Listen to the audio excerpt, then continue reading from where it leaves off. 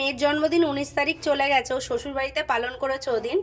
আর আমার বাড়িতে প্রত্যেকবার 2-1 দিন পরে করি, আজকেই সেটা হচ্ছে। তার জন্য কি কি রান্না করেছি তোমরা দেখে নাও। এখানে আছে সবজি ডাল, এটা আছে পনিরের তরকারি। এগুলো নিরামিষ করেছি কারণ আমার এক দিদির মেয়ে নিরামিষ খায়, এমনকি আমার বড় নিরামিষ খায়, ওই জন্য। আর আছে 5 রকম ভাজা, আলু ভাজা, ফুলকপি ভাজা, মাছ ভাজা, পটল ভাজা, কুমড়ো ভাজা। এবার আমিষ, এটা আছে গলদা চিংড়ির মালাইকারি নারকেলের দুধ দিয়ে। আর আছে মটন, মটন অনেকটা, ওই জন্য আমি 2টো পাত্রে রেখে দিয়েছি, একটা পাত্রে ধরেনি বলে। আর এখানে আছে চাটনি। ইলিশ মাছটা আমি কেটে রেখে দিয়েছি, এটা একদম ভাজা দেব গরম গরম।